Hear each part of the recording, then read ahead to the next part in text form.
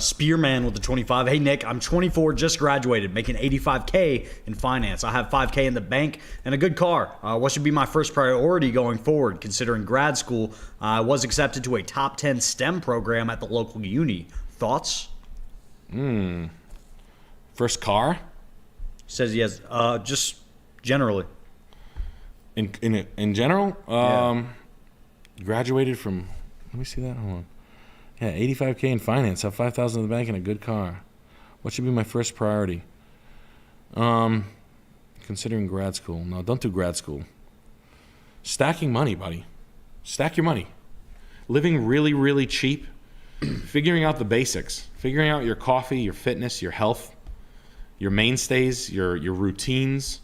Stacking your money for a little while. Developing an eye for things that are more expensive than you can currently afford. That's what I would do.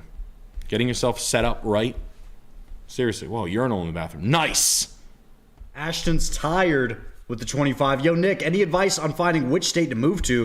I'm waiting for my enlistment to end in 2 years, then start an electrician apprenticeship. From shithole Louisiana and won't go back.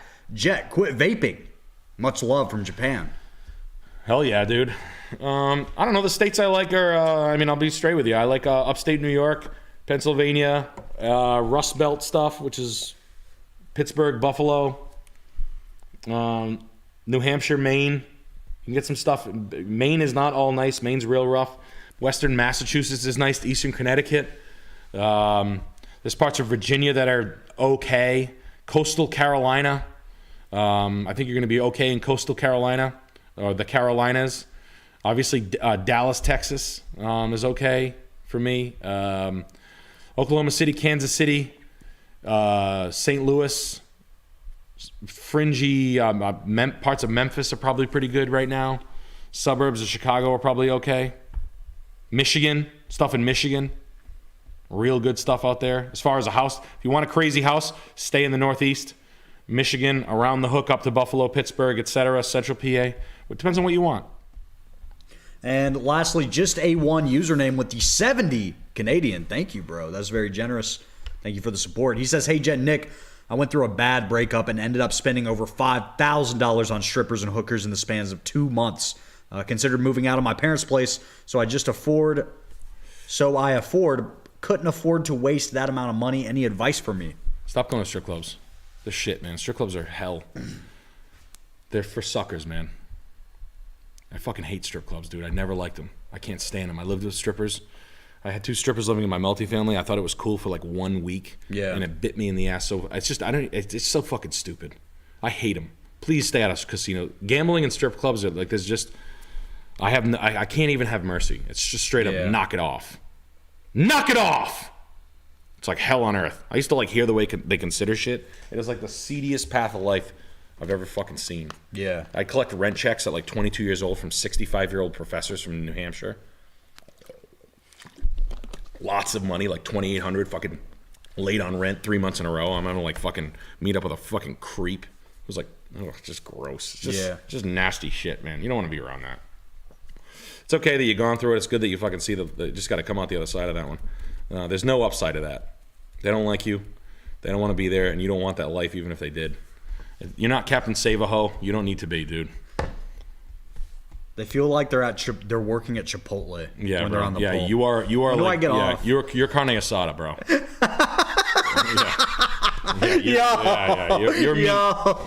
You're not even, dude. You're spicy chicken. Yeah, you're chicken tinga. That's been on the counter all day. All day, dude. That's what you are to them. Yeah, they throw you out at the end of the night. So this is a halfway house in Bangor, Maine. That's what this is. I don't know if you guys were scanning this as I was. $399 for an old Victorian 12-bed, 5-bath, 5,700 square feet. And the reason why this thing is going to stay as a halfway house is because of the fire sprinkler system. So it's just going to stay shit like this. And see, there's a fire suppression system that they had to put in to get the qualification, to get all that extra free money from the halfway house. Yeah, I mean, I don't want to run halfway houses. I'm all set.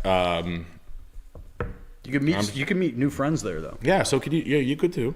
You could go. I don't need any new friends. I have all my new friends right here, and they are virtual, Frank. No, no. This There's a lot of people talking about managing halfway houses. Yeah. And running to.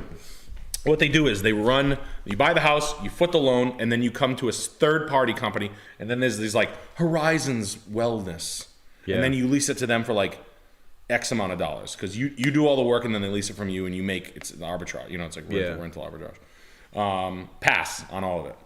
Is that like a TikTok fake business thing? It's kind of just like it's just putting. I don't want to own a fucking halfway house. I don't want because it's a Victorian house that's being. You have people. I mean, it's fine. People going through shit. I'm not here to like shit on people living in the need for a halfway house. I just don't want to own one. And I wish you wouldn't ruin Victorians for it. But it was probably a hospital at one point or a city hall or something.